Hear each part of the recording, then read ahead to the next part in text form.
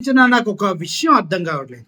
లోకేష్ బాబు గారికి జ్ఞానం లేదా? లేపోతే పెరిగినా కూడా ఆ జ్ఞానాన్ని ప్రదర్శించడం తెలియట్లేదా? లేదంటే అసలు ఏం తెలియకుండానే ఇలా మాట్లాడుతూ ఉన్నారా అనేది నాకు అసలు అర్థం కావట్లేదు. ఎందుకంటే నిన్న అసెంబ్లీలో మాట్లాడుతూ ఆయన జగన్మోహన్ రెడ్డి పాఠ్య పుస్తకాలు చూపించి చూడండి బొమ్మలేసుకుంటున్నారు అన్నారు. అదే విధంగా జగన్మోహన్ రెడ్డి బ్యాగ్స్ ఇచ్చిన బ్యాగ్ షూస్ టైలు బ్యాడ్జెస్ ఏ టు జెడ్ అన్ని చూపిస్తూ చూడండి జగన్మోహన్ రెడ్డి గారు ఎంత ఖర్చు పెట్టారు, చూడండి 2 పేజీలు వేస్ట్గా పెట్టారు, ఆ 2 పేజీలు వేస్ట్ అయినందుకు ఎంత ఖర్చు అయిందో తెలుసా? ఇలా జగన్మోహన్ రెడ్డి గారి బొమ్మల గురించి మాట్లాడుతూ పక్కనే ఉన్న అచ్చెన్నాయుడు నెల తక్కువ స్కూల్కి వెళ్ళే అబ్బాయిలాగా ఉన్నాడు జగన్మోహన్ రెడ్డి అంటూ మాట్లాడటం జరిగింది. అసలే వీళ్ళిద్దరికి ఏజ్తో పాటు బాడీతో పాటు ఇంకేం పెరగలేదా? ఒకవేళ పెరిగినా యూజ్ చేయరా అనే విషయం నాకు అర్థం కావట్లేదు. నిజం చెప్పాలంటే జగన్మోహన్ రెడ్డి గారు వేసుకున్న బొమ్మలేమో కానీ గతంలో చంద్రబాబు నాయుడు గారు పాలనలో ఉన్నప్పుడు ఆయన వేసుకున్నన్ని బొమ్మలు, ఆయన చూపించినన్ని విడ్డూరాలు అసలు ఎవడైనా చూపించాడా?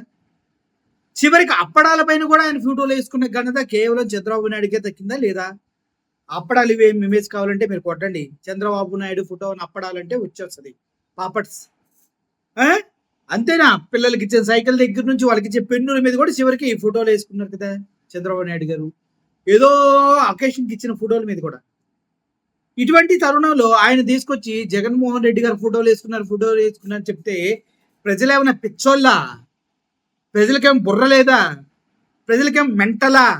గతంలో మీరు తీసుకున్న ఫోటోల్ని, గతంలో మీరు ఇచ్చిన పండుగ తోఫాలు, పండుగ గిఫ్ట్ల పైన కూడా మీ బొమ్మలు ఉన్నాయి కదా, అవన్నీ వాళ్ళు ఎలా మర్చిపోతారు?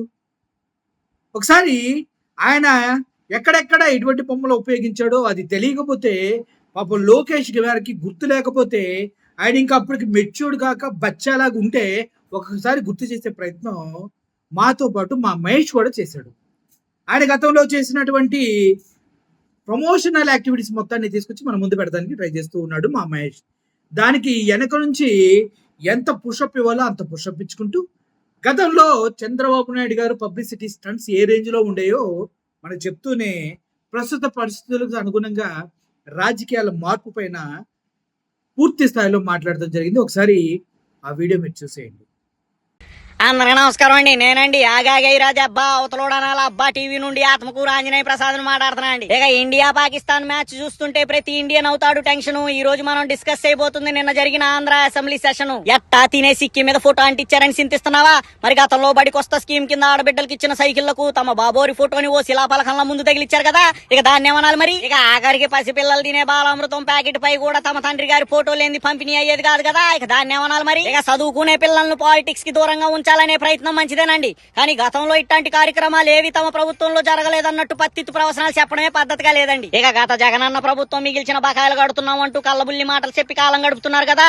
ఇక గతంలో తమ ప్రభుత్వం మిగిల్చిన బకాయిల చిట్టా విప్పితే బాబోరు దిగిపోయే నాటికి ఫీ రింబర్స్మెంట్ కెట్టిన బకాయిల సంఖ్య 2800 కోట్లండి. మరి అవి తీర్చింది జగనన్నే కదా, ఆ మొక్క అసెంబ్లీలో చెప్పవే. ఇక పోతూ పోతూ తమ ప్రభుత్వం మొత్తంగా మిగిల్చిన బకాయిల సంఖ్య 42,183 కోట్లండి. మరి మీరు మిగిల్చిన బొక్కలకు జగనన్న కట్టిన లెక్కలు అసెంబ్లీ బుక్కుల్లో ఎట్టాలి కదా, మరి అవి చెప్పరే. ఇక అధికారంలోకి వచ్చాక మాటలు మార్చే ప్రభుత్వాన్ని చూశాం గానీ గత ప్రభుత్వంలో ప్రవేశపెట్టిన పథకాలకు పేర్లు మార్చి ఈనాడు ఏదో తామే కొత్తగా వాటిని ఆవిష్కరించినట్టు పబ్లిసిటీ చేసుకోవడం తమ పచ్చ పార్టీకే చెల్లుతుందండి. ఇక ఇట్లాంటి చరిత్ర కలిగిన కాపీ పేస్ట్ మంత్రికి ఆ కిరాగాడు గొంత పునుగులు ఫేస్ చేసుకుని గొంగురు గొంతుతో సోషల్ మీడియాలో సగం ఉడికిన బాయిలర్ కోడిలా ఎగురుతూ ఎలివేషన్స్ ఇవ్వడం ఏదైతే ఉందో అది బహు హాస్యాస్పదం అంటూ పలువురు విశ్లేషకులు గుసగుసలాడుతున్నారని సమాచారం అండి.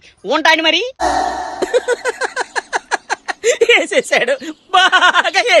చూశారు కదా, మీకేమన్నా ఒక సామెత గుర్తొస్తుందా?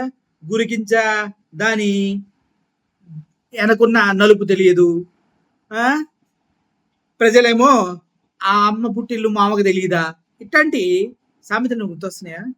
గుర్తు రావాలి. ఎందుకంటే ఇష్టానుసారంగా వాగితే సరిపోదు కదా. అసెంబ్లీలో ఎక్కడెక్కడో ఏవో తీసుకొచ్చి గతంలో మనం చేసిన దరిద్రాలు కూడా ప్రజలకు తెలిసిన వాస్తవాన్ని గుర్తుపెట్టుకోవాలా. గతంలో రైతులను ఎంత మోసం చేశారో గుర్తుపెట్టుకోవాలా. కరెంటు బిల్లులు పెంచి ఇష్టానుసారంగా ప్రజల్ని హింసిస్తూ మనం చేసిన ఫైరింగ్లు గీరింగ్లు అన్ని గుర్తుపెట్టుకోవాలా. గతంలో టీడీపీ గవర్నమెంట్ చేసినటువంటి అరాచకాలన్నీ ప్రజలు మర్చిపోతారంటే ఎలా సార్? జరగదు సార్.